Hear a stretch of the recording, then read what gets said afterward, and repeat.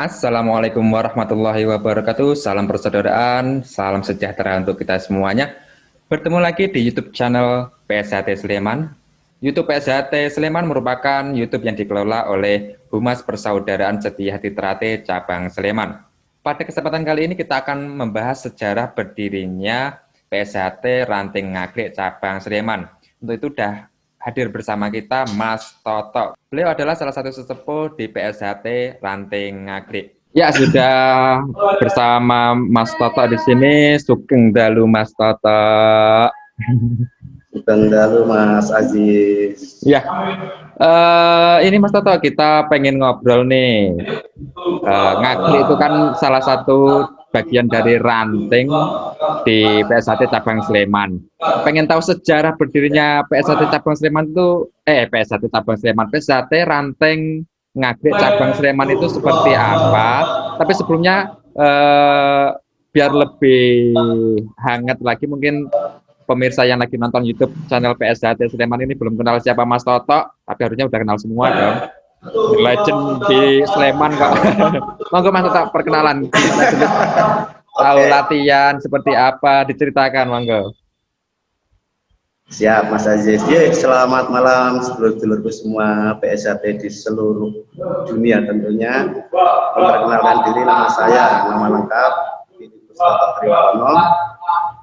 Dulu saya ikut latihan atau semenjak siswa itu saya ikut di cabang Bogor, Mas ya. Jadi saya masuk latihan tahun 1992, mendaftar waktu itu di Sukamaju Baru, Ranting Cimanggis, cabang Bogor. Nah, 94 saya masuk, baru disahkan saya tahun 1997, bertepatan Indonesia saat goyah dan saya disahkan di Taman Mini waktu itu gabungan Jabodetabek. Saat itu Taman Mini sudah jadi cabang khusus belum itu? Oh belum Mas, saat itu masih cabang Bogor ya. Oh, cabang Bogor. Jadi Depok itu masih ikut Cimanggis. Oh ya. Terus habis itu balik lagi ke Sleman kapan itu Mas? Ya itu. Oh, mungkin ada cerita sebelum ke Sleman itu. Ya, setelah saya disahkan itu tahun 97 Mas, 97 saya sudah dipesanin sama pelatih saya, pokoknya kalau sudah jadi warga kalian harus mengembangkan PSHT dimanapun kalian berada gitu. Jadi 99 saya masih menjadi asisten pelatih di Sukamaju Baru. Kemudian saya selalu memegang siswa Jambon bahkan hijau itu sampai tahun tepatnya 1999 Mas. Setelah itu saya berkeluarga ya, itu waktu itu nyambi dari siswa putri saya nyambi jadi tim sus di Taman Mini ya, sampai tahun 99. Setelah tahun 2000 istri saya mengandung, itu saya putuskan untuk kembali ke Sleman atau ke Jogja saat itu. Nah, setelah itu saya hidup di Jogja, Mas Aziz. Nah, kemudian pas di Jogja juga langsung mulai aktif di PSHT apa masih meraba-raba? Udah ada tempat latihan yang berkembang apa belum itu? Masuk ke Jogja atau masuk ke Sleman itu saat itu susah masa mencari PSHT di Sleman, susah sekali, tidak seperti Jakarta.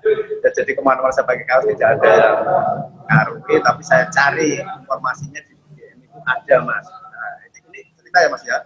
Jadi saya itu dari rumah naik bis ke UGM itu nggak ketemu Mas, saya masuk ke Polsek Gula Sumur pun tanya nggak ada yang tahu, suruh mencari di lembah katanya, saya cari akhirnya tidak ketemu latihan tapi ada jadwal latihan di situ.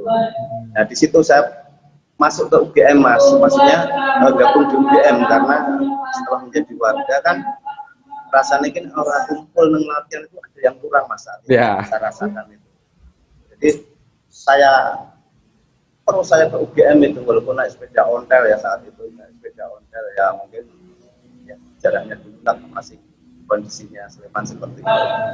Itu ketemu di Jogja tahun 2000 akhir itu saya putuskan saya ingin mendirikan latihan BSAT di Ngablik. Saat itu belum ada warga, Mas, baru saya sendiri. Dan saya kumpulkan pemuda-pemuda itu, kita ajak untuk kita rapat di tempat itu, dan saya meminta bantuan ke Bapak Duko dan dulur-dulur UGM saat itu. Kumpul, kita rapat bahwasanya saya ingin mendirikan latihan BSAT di Ngablik saat itu. Oke, ya setelah itu saya ketemu tempat latihan di UGM, Mas, kumpul dengan UGM. Terus saya sudah ada keinginan karena pelatih saya sudah pesan, di mana saya berada saya harus merintis ataupun mengembangkan warga sendiri. Itu saya jalankan pemuda-pemuda khususnya Donoharjo saat itu saya kumpulkan tempat Pak Duko. Kita ngobrol bersama, kita mendirikan dan kita minta bantuan dulu-dulu UGM untuk mendampingi saya saat itu. Dan akhirnya Pak Duko mengizinkan, kita membuat surat izin dari kelurahan, kecamatan, polsek, koramil saat itu kita bikin. Akhirnya kita mendirikan latihan tahun 2000 itu ada siswa sekitar 15 itu sampai Jambon, Mas. Dan tahun berapa itu tadi, Mas? Ya sampai 2001. Mulai 2000, Mas. Tahun 2000. 2000. Ya, 2000 akhir. Bahkan saat itu Donoharjo atau Ngablik ini itu ketempatan untuk pendadaran tahun 2001. Tahun 2001. Langsung kepakai tempatnya ya. Untuk ya kepakai pendadaran di rumah saya saat itu. Dan itu berjalan, tapi karena kondisi keadaan saya, bekerjanya saya masih jauh, saya di Jalan Solo. Setiap saya melatih itu sulit sekali, Mas. Dulur-dulur saya minta bantuan, ya kondisi karena jauh, kendaraan tidak ada. Terus saya sampai mengusulkan ke Cabang saat itu Mas Bambang Sulaksono saat itu. Oh, iya. Sampai saya mohon izin, tolong saya dibantu dicarikan pelatih untuk membantu saya bila mana saya kerja. Cabangnya udah Mas cari sendiri saja itu. Tapi ya kesulitan, Mas, itu kendalanya memang itu pelatih. Akhirnya tahun itu siswa itu sudah sampai Jambon ya, sudah sampai Jambon itu saya putuskan. Saat itu saya gabungan dengan Melati, Mas, saat itu. Tapi akhirnya Melati itu juga tidak ada yang membantu melatih, cuman sendiri. Akhirnya Melati diputuskan untuk vakum. Dan itu pun saya sama, karena kondisi saya saat itu jauh kan, saya di Jalan Solo.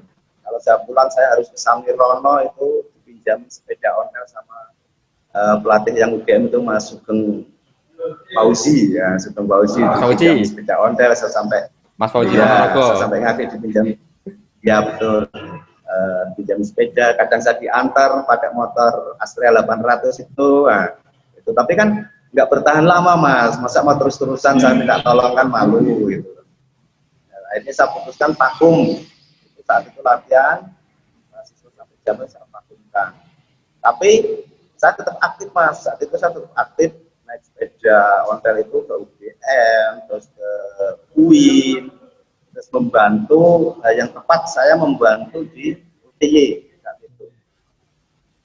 Jadi saya itu safari UGM, UIN, UTY, terus STTNAS juga, saya ke STTNAS dan terus berlanjut.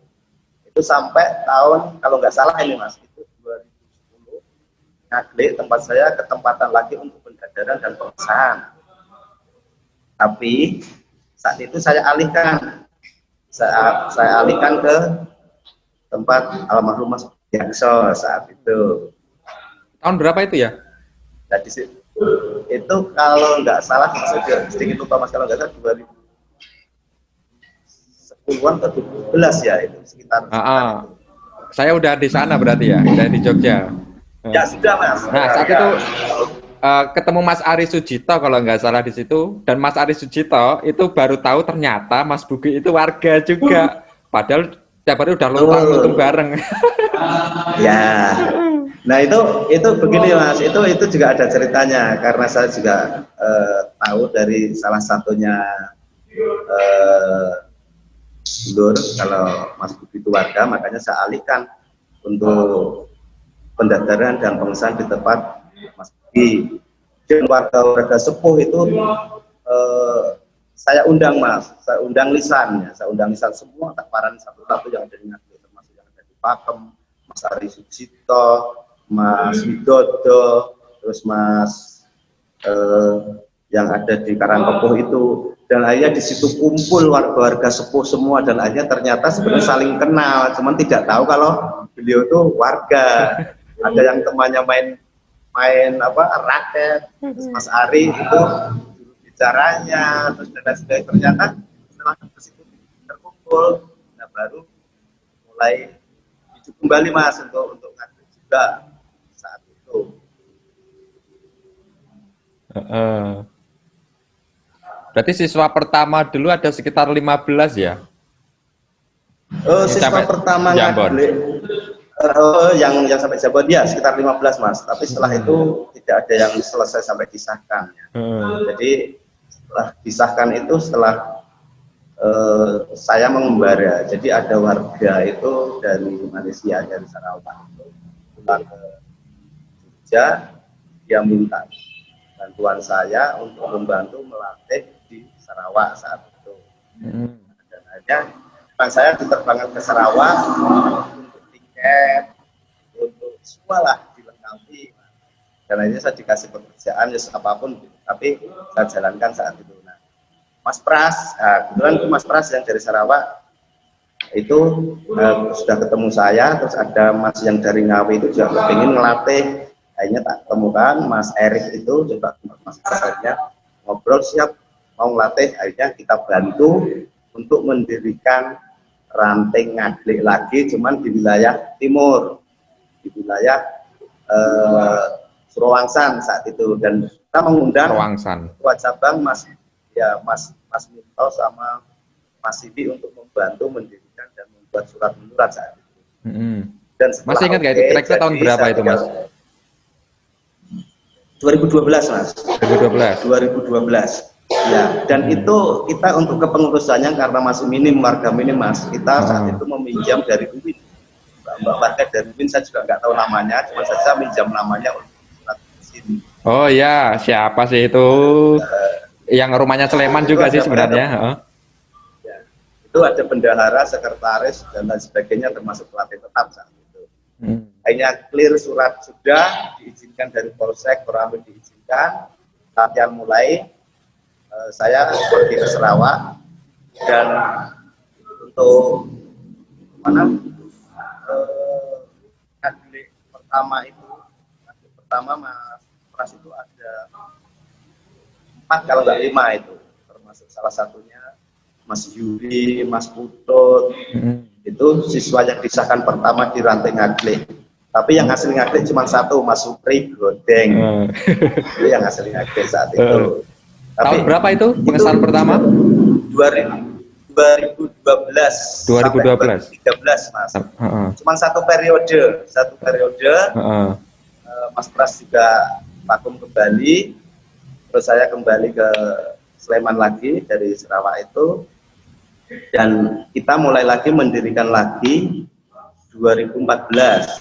Cuman itu dari prestasi dulu Mas, itu karena kita belum rekrut yang dewasa, karena dewasa kan potolan jadi masih susah kan untuk ngumpulkan. Sementara kita 2014 kita mengumpulkan adik-adik yang SD, SMP untuk ke jalur prestasi. Memang saat itu kita belum kasih nama PSHT juga Mas, masih kita melatih silat gitu, prestasi. Dan tidak kita kasih materi PSHT saat itu, hanya saja materinya prestasi. Dan memang kita dulu belum menempelkan lambang ini, tapi hanya isi saat itu. Karena cabang Sleman sendiri saat itu juga lagi gonjang anjing. Iya. Nah itu diputuskan lagi, mulai latihan dewasa remaja ada itu 2016. 2016 kita pastikan saat itu kita sudah ada terbentuk cabang yang di bawah kepemimpinan Mas Widodo saat itu. Ya, terus kita fix-kan dan cabang siap membackup saat itu karena di sini juga warganya belum ada, saat itu masih saya sendiri. Siap membackup, oke, kita jalan. Dan akhirnya kita dibantu warga dari Wonogiri, dari Papua, lagi ya, guru-guru dari yang lain.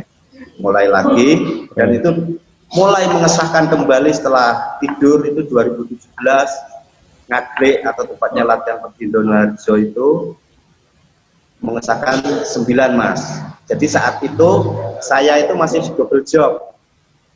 Jadi masih jadi ketua rayon, ya ketua ranting, ya pelatih. Jadi hampir saya itu termasuk ketua ranting abadi. Jadi 2017 kita mengesahkan 9. Dan yang asli domisili Ngaglek itu ada 5. Memang itu desakan saudara-saudara sepuh kita. Nah, iso ngesahke sing asli Ngaglek, men iso ada yang membantu.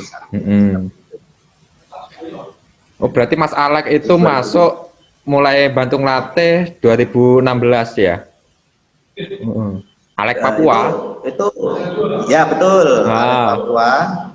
Terus sama Mas dari Wonogiri itu rumahnya juga sekitar sini ada, itu yang pertama yang membantu. Setelah itu ada di backup dari dulur-dulur Amikom, dari yang banyak Amikom saat itu. Berarti mulai tahun 2017 sampai sekarang sudah mulai rutin ada latihan terus ya? Pengesahan juga udah mulai ada ya? Setiap tahun mengesahkan itu dari 2017 sampai 2020 mengesahkan. Nah, kira-kira ingat nggak Mas? Masing-masing tahun dari 2017 sampai 2020 itu per tahun mengesahkan sampai berapa itu dari Ngaglek? Setiap tahun, mungkin ingatnya setiap tahun Mas. Kalau total global ya harus menggunakan kalkulator. Ya. 2017 dari 2017 setelah tidur panjang. Jadi 2012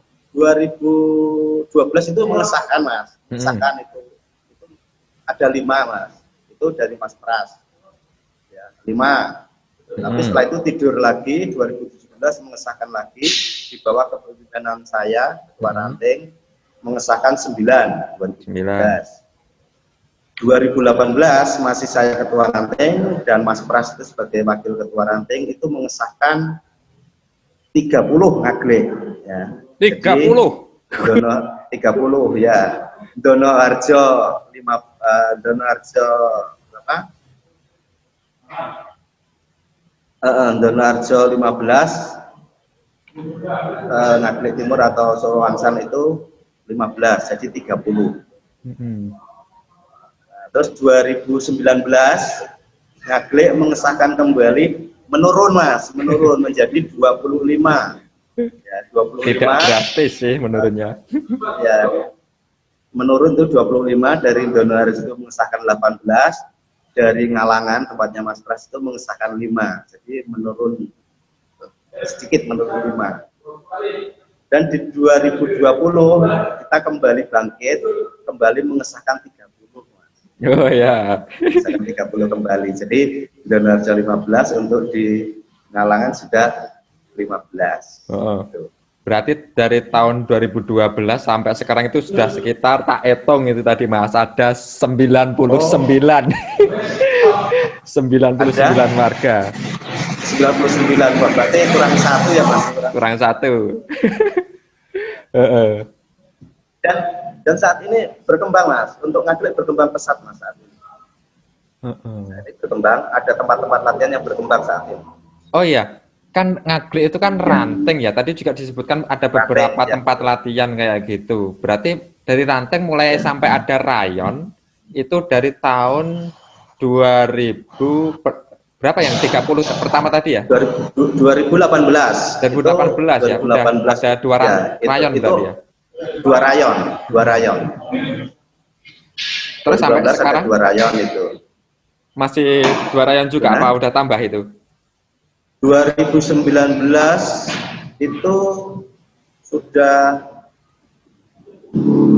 masuk sampai sekarang Mas 2019 itu sudah ada subrayon. Jadi ada rayonnya masih ada dua, rayon Donoharjo dan rayon Sariharjo. Terus subrayonnya itu ada Jetis Baran. Jetis Baran itu masuk mana itu? Ada. Masuk Donoharjo. Jadi Jetis Baran masuk Sariharjo. Sariharjo. Masuk Sariharjo ya. Nah, terus di 2020 ini tambah lagi subrayon. Itu ada di Sindu Harjo. Itu masuk desa Donoharjo. Itu masuknya desa Bandulan, Mas. Bandulan. Jadi perbatasan antara Ngemplak dan Ngaglik. Jadi itu sudah perbatasan. Sekarang sudah berkembang, ada dua rayon, ada 3 subrayon termasuk subrayon Surawangsa. Ada 3 sub. Cuman kalau tempat-tempat latihan itu ada, Mas. Jadi kita juga punya tempat untuk latihan. Pengembangan untuk prestasi juga ada juga itu di Ngaglik juga ada. Oh ya, jadi, kalau misalkan untuk prestasi itu di Ngaglik terpusat di satu tempat kayak gitu, apa masing-masing rayon bikin latihan pencak prestasi untuk training center kayak gitu, Mas? Sementara ini karena kita belum punya, sebenarnya sudah ada, Mas, untuk tempat. Sudah ada. Cuman kita masih karena kondisi pandemi saat ini, ya kita tetap bagi-bagi, Mas. Jadi memang kita ada tempat latihan terpusat untuk di tempat Mas Naim pada tahun 2018 itu ada. Cuman kalau untuk di Donoharjo ini kan memang di aula ini memang dari pertama kita mendirikan latihan itu memang kita bentuk Mas, istilahnya pencak prestasi Donoharjo. Memang dari awal memang kita bentuk di situ. Jadi kita sudah ada aula ini untuk latihan reguler dan kita latihan prestasi. Dan kita mulai untuk prestasi memang dari Donoharjo sendiri.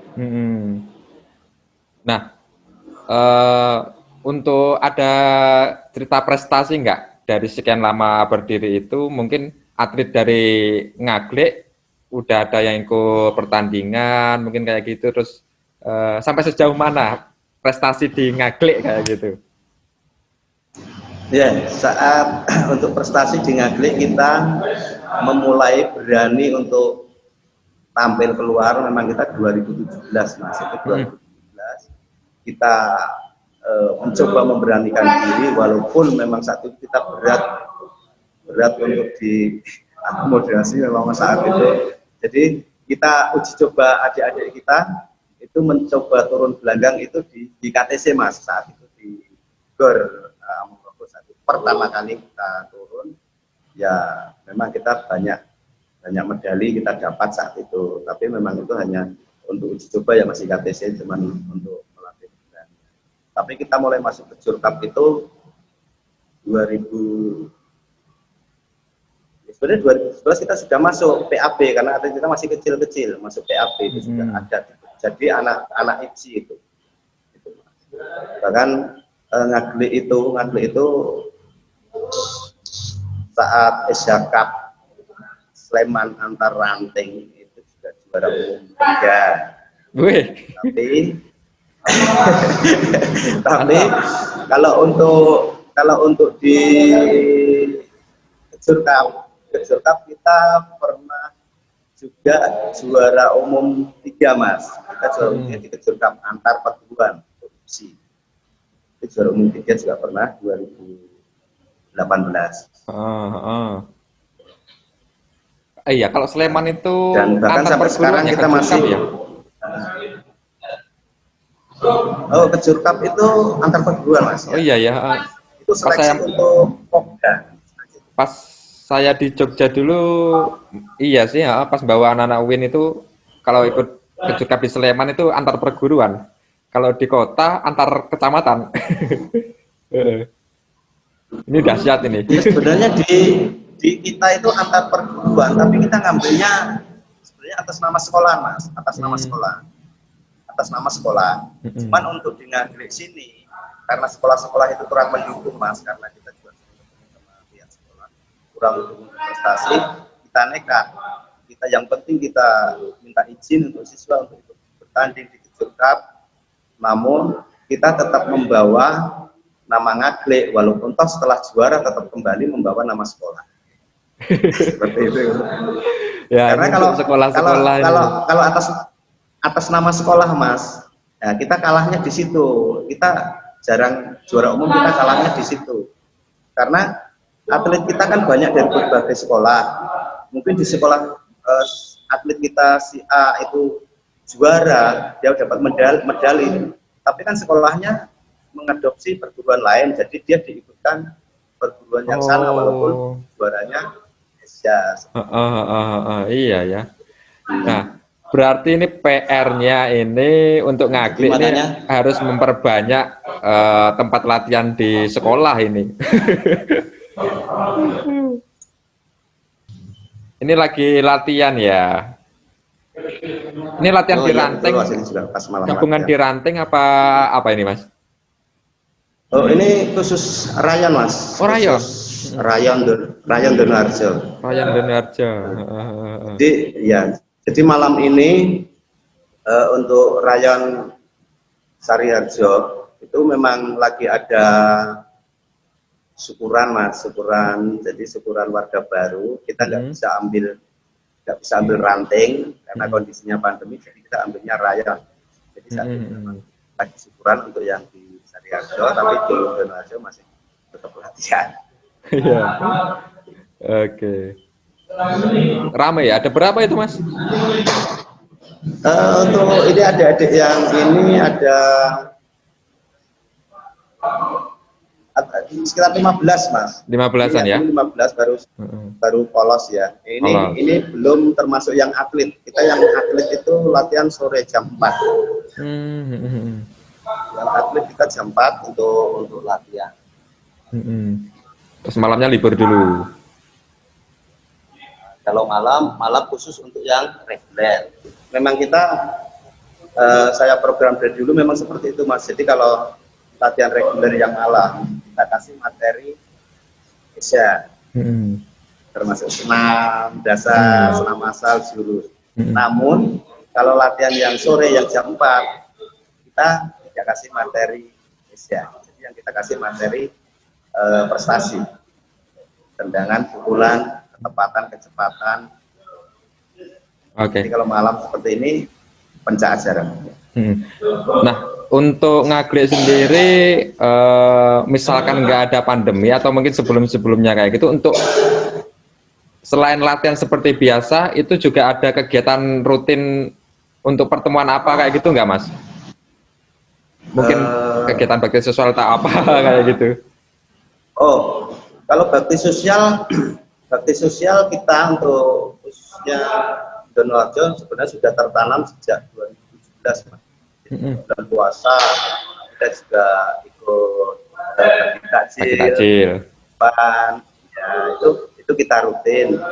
Terus kalau bakti sosial yang lain kita bergabung dengan masyarakat, gotong royong, bersih-bersih desa, entah itu lingkungan tempat latihan atau lingkungan kelurahan ataupun di tempat lingkungan lain. Jadi bergabung dengan relawan juga mas.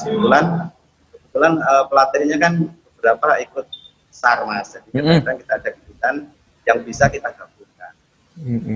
Wih mantap itu. Oke. Mungkin sebelum ditutup mas, ada yang disampaikan kepada saudara-saudara kita di cabang Sleman khususnya dan juga ranting Nagrek dan seluruh kadang di Indonesia yang melihat channel YouTube PSHT Sleman, monggo mas. Ya, untuk mungkin hanya saja untuk para warga khususnya warga baru ataupun warga yang lama tetap semangat. Jadi tetap harus diingat bahwasanya kita setelah menjadi anggota Persaudaraan Setia Trate atau warga Persaudaraan Setia Trate, tugas kita adalah merintis dan mengembangkan. Tugas kita. Jadi, memang kewajiban kita, dan semoga itu juga ditanamkan kembali seperti dulu. Nah, kita orang tua latihan itu terasa ada yang kurang. Jadi rasa pengen latihan itu selalu ada, gitu Mas. Iya. Pandemi segera selesai, kita latihan bisa normal kembali, kita juga bisa tetap menjalani sebelum juga nanti antar ranting, bahkan bisa juga menjalankan sampah. Itu Mas. Iya, terima kasih waktunya Mas Toto udah bercerita tentang sejarah berdirinya PSHT Ranting Ngagle. Semoga kita bisa mengambil hikmah dari cerita ini, dan bolehlah kita tetap bersemboyan selama matahari masih bersinar dan bumi masih dihuni manusia. Selama itulah PSHT tetap jaya kekal abadi selama-lamanya di dunia. Terima kasih Mas Toto atas waktunya. Siap. Terima kasih. Lain waktu kita sambung lagi. Oke, untuk saudara-saudara sekalian, terima kasih sudah menonton. Yang belum subscribe, jangan lupa subscribe channel ini dan juga bunyikan lonceng agar tidak ketinggalan info dari PSHT Sleman. Sekian, assalamualaikum warahmatullahi wabarakatuh. Salam persaudaraan.